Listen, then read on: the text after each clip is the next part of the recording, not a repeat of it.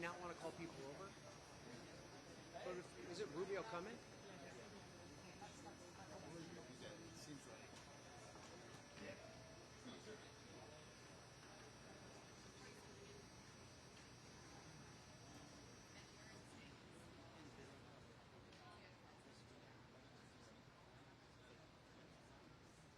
Somebody needs to be there, and then you just move here, and then you build it back. Right here. You can angle towards people. Where you are now. Somebody needs to get over here. Put them right there. Where I'm now. But then you stand right here. So you just sort of let nobody stand. Okay. Sounds like Rubio and Hicks have to be quiet. Yeah, they're probably coming here now. You have to clear this area. I mean, this is an insane plan. They are talking about stealing the Venezuelan oil at gunpoint for a period of time undefined as leverage to micromanage the country. I mean, the scope and insanity of that plan is absolutely stunning. So we learned a lot. I'm glad we had the briefing, but this is going to be a very, very rough ride for the United States. They're going to take the oil. By force? By force, of course. An embargo is an act of force. They are going to take the oil for as long as is necessary in order to try to facilitate regime change in Venezuela. Is that what the Republicans have told us, that they have a plan for the stability of the country? Is that the plan? I heard no detailed plan. Obviously, things are getting more chaotic in Venezuela as the hours proceed. Their plan seems to be to steal the oil and use the leverage over the oil to try to micromanage the country on a day-to-day basis. That sounds like a recipe for disaster. It is just slightly different than the mistakes we made in Iraq and Afghanistan. There, we used our military as a means to try to micromanage the country. They waited us out, and as soon as we left, chaos erupted. Why would it be any different under these circumstances? They will wait us out, and as soon as the Navy leaves, as soon as the blockade ends, we will be back in the same situation that we began. It does not appear that we are learning any lessons. Military action about Greenland specifically. Well, I can't answer that directly, but a lot of opposition is expressed about that. But there's three things. First of all, this is an extraordinary military operation, but it was in service of what really appears to be a neocon fantasy. And that is that we will run Venezuela, we'll have access to their oil. And how did that work out in Iraq? How did it work out in Afghanistan? So that's the question that hasn't been answered. Second, it's great Maduro's in jail in Manhattan, but Madurismo is totally intact in Venezuela. His handpicked vice president is in charge. His very repressive interior minister is now on the rampage, repressing any kind of opposition. So there's a fair question. What have we accomplished? We've gotten rid of Maduro. He's in jail, but everything Maduro created, his drug operations, his repression, his anti-Americanism, is all totally intact. Senator Wells, should Democrats use the appropriations process as a way to force congressional oversight in the next steps with Venezuela or Greenland or otherwise? I totally support that. That's what policy is about. That's what the appropriations process is about. Whether we have the votes remains to be seen, but I totally believe there should not be support financially from the American taxpayer for another for another war that's in this case about oil. That means shutting the government down? You're saying they're raising the specter of a military operation to acquire Greenland. Did that come up in there, and what are they planning on doing? We don't know, but I'm worried. I'm sorry, what? Did you hear a plan about how Venezuela could move towards democracy?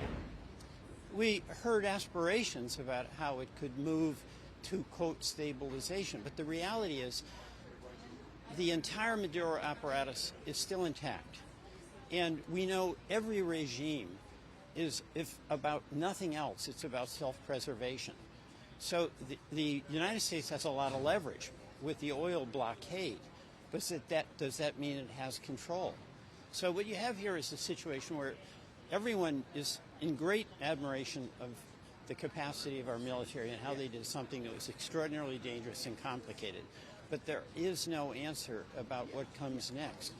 Maduroismo is totally intact, and there is not a developed plan about what's going to happen.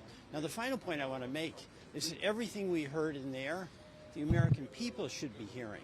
There's no justification that anything that was said there shouldn't be said in an open hearing where the American public has total access to this major decision that has been made, where we are in another combat situation. Thank you. Pardon me? Should Europe be worried about America's intentions? Europe is worried about America's intentions. Thanks. You want to start? Yeah, Tim and I made it clear that the public needs answers. Across America, people are just saying, what the hell is going on? We need answers as to how long this is going to last. We need answers to how many troops, how much money, are there guardrails, things we don't do. And a number of things that we talked about were very troubling. I am totally dissatisfied about their answers of going into other countries, totally dissatisfied of what they might be doing in Greenland, as well as in Colombia, Mexico, and other countries. And we're also totally dissatisfied about succession. They're relying to help them run Venezuela, help Trump run Venezuela, of the most unreliable, corrupt people who hate America. So this is fraught with peril. The American people, the public, not just in a classified room, the American people need answers. Tim. And I'll just say this, and we've got the two cabinet secretaries here, and they heard what I said in that room. We are 4 months into a sustained military operation. More than 200, quote, enemies have been killed. American troops have been injured. We have the U.S. forces arrayed around Venezuela, but neither the House nor the Senate have been willing to hold a single public hearing to put these facts before the public. Why not? We need to start doing our job. What they will do is get us in a classified setting where the leader of the Senate says, this is not for public consumption.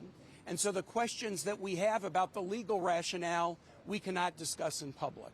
The questions we have about the strategic rationale, we cannot discuss in public. About the targeting criteria, we cannot discuss in public.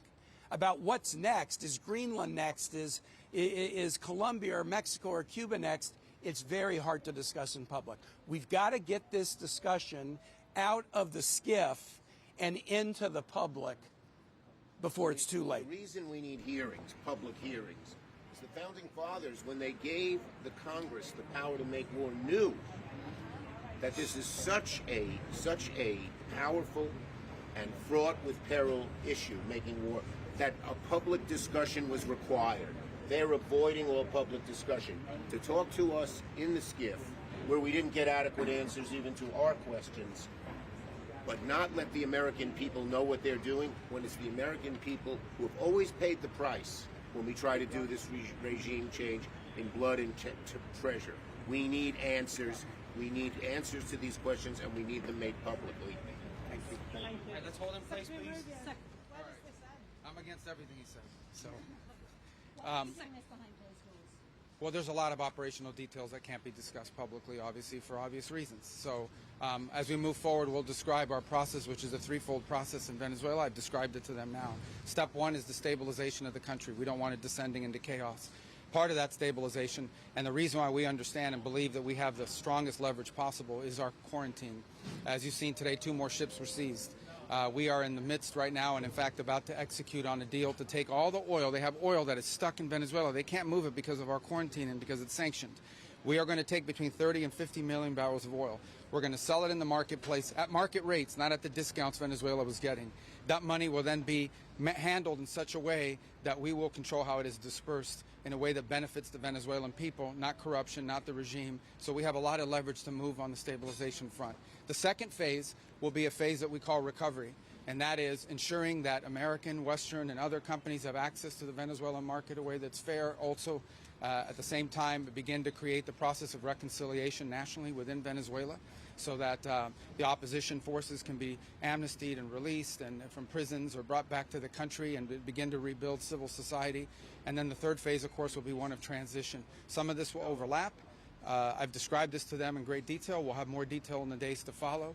But we feel like we're moving forward here in a very positive way. How long will this take, Secretary? Some senators who were in that briefing describing your operation variously as that you're winging it, that there's no plan for Venezuela going forward. Yeah, I know. They're going to say that. I used to be a senator too. That's what you always say when it's the other party. The bottom line is we've gone into great detail with them about the planning. We've described it to them. In fact, it's not just winging it.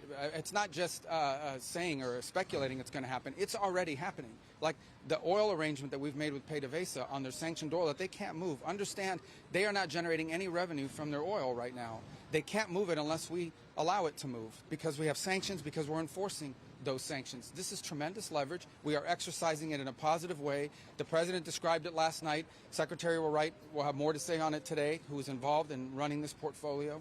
And we feel very positive that not only will that generate revenue that will be used to the benefit of the Venezuelan people, and we're ensured that that's what the case is, but it also gives us an amount of leverage and influence and control over how this process moves forward. Mr. Secretary, on Denmark, sir. Mr. Secretary, on Denmark. Why has the administration not taken Denmark's offer to discuss the situation in Greenland? And well, I'll be meeting with them next week. But will you take military intervention off the table? I'm not here to talk about Denmark or military intervention. I'll be meeting with them next week. We'll have those conversations with them then.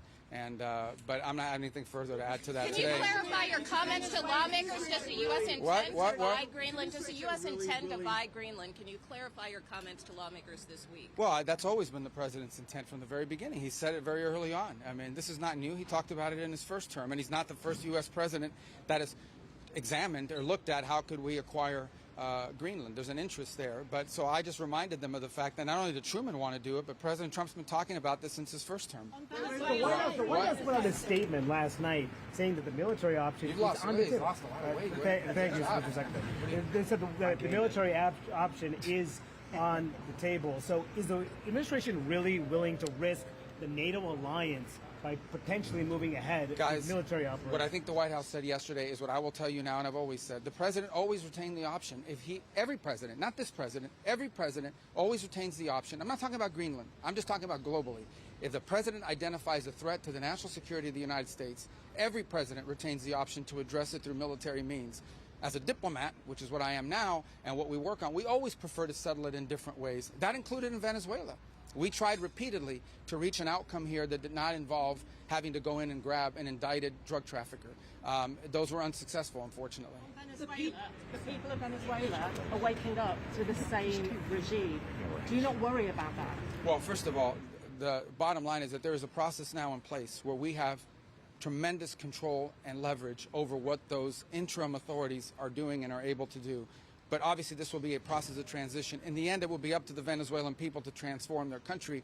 We are prepared under the right conditions, using the leverage that we have, which includes the fact that they cannot move any oil unless we allow them to move it to... Well, again, I'm not going to give you a timeline on it. We wanted to move as soon as possible. But we didn't expect this would... It's been 3 days since this happened, 4 days since this happened. So I understand that in this cycle and society we now live in, everyone wants instant outcomes. They want it to happen overnight. It's not going to work that way. But we're already seeing progress. With this new deal that's been announced and more deals to follow, you're already seeing how the leverage the United States has over those interim authorities is going to begin to lead to positive outcomes. Does this cost American taxpayers? How long to the American public? It doesn't cost us. The U.S. involvement in Venezuela, how much will it cost? Well, it isn't going to cost us any money. For example, this oil deal that's happening doesn't cost us any money. On the contrary, and if it opens up, no money to well, look, I don't have the numbers. What operation are you talking about? The entire thing? Yeah. Well, these troops are going to be deployed. None of these troops sit in a dry dock waiting for action. They're deployed somewhere in the world. If they're not here, they're somewhere else. Just today, our forces not deployed to the Caribbean seized a boat, a sanctioned boat tied to the IRGC that tried to flee from us. That happened somewhere else. We are constantly involved in action. We have boats in the Mediterranean. We have ships in the Middle East. We have ships in the Indo-Pacific. These ships, if they weren't in the Caribbean, they'd be somewhere else conducting activity. Yeah. That's what the Navy does. Yeah. No, I want to emphasize that. Question from CNN. the question's never asked how much does it cost when they're in the Mediterranean or the Red Sea or the Indian Ocean or the Pacific. But now that they're in our hemisphere, on a counter-cartel mission or ensuring that an indicted individual comes to justice, now you're asking the question of cost. It's a disingenuous question to begin with.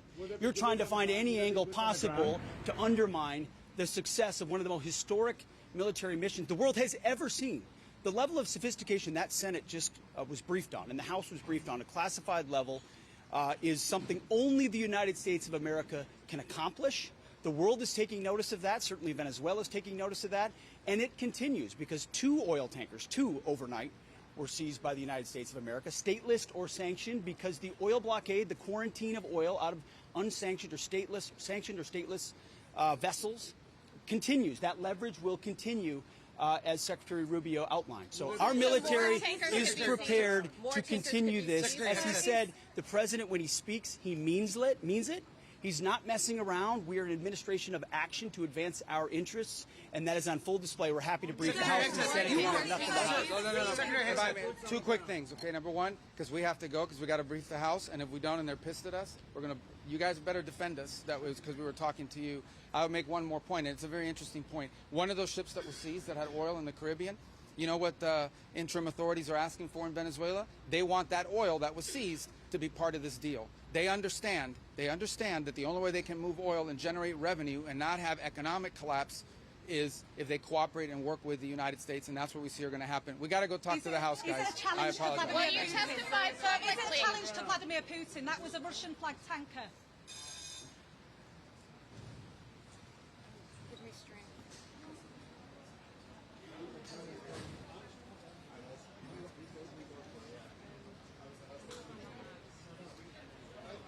Are we going to reset this?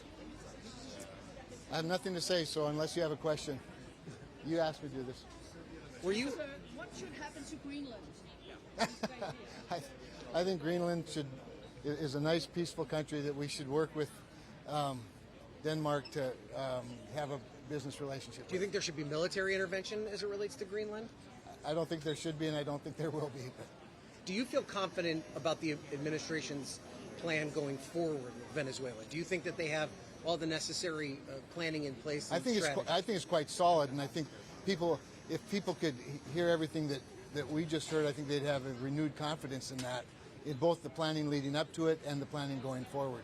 How worried are you about the process going forward about Greenland? Well, I don't know the process going forward about Greenland, but I'm quite confident that the two countries, our country and Greenland, or our country and Denmark, can work something out in a business relationship to take full advantage of the resources that Greenland possesses to the benefit of the Western world and the free world. And do you think if the administration does plan military action in Greenland, that they need to come to Congress first? I personally have a hard time believing that that's even a possibility. Well, why did they not take it off the table? I mean, Caroline Leavitt put a statement I thought Caroline Leavitt's statement, quite honestly, was simply a statement of fact at the end of a longer statement in the context that you're talking about. Her statement at the end of that statement was simply a statement of fact of the powers of the Commander-in-Chief of the United States military. So, I mean, I get that you want to attach that to some sort of intent. I did not. I thought it was, like I said, a solid statement of fact. Hi. Several of our European and NATO allies are responding to these kinds of statements already, very much opposed to what they're hearing from the White House.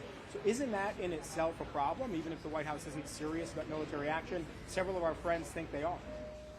I think that President Trump's a master negotiator. Senator, what about the military down in Venezuela now in the area? Was there a plan for what's going to happen, how long they'll be there, boots on the ground in Venezuela at some point? I think the administration has been really clear that there's no intention to have boots on the ground. That, I mean, it seems to me that one of the strongest rationales for leaving the current regime in place is that this was a military operation to assist in execution of a legal warrant on criminals. It was not about a regime change. So the same regime is in place with the vice president, the minister of defense, all the things you all know. I think that's what maintains the legal standing of the whole operation and the United States position. Did you get a better understanding of this whole arrangement for the oil? I did, and it's somewhat encouraging. But you know me, when people wonder when major corporations like Chevron, Exxon, Conoco, Marathon are looking for places to invest in oil discovery, I have a really good spot in North Dakota for all of them, and we'd be happy to help them build refining capacity to use Bakken oil. All right, thanks, y'all. What's the plan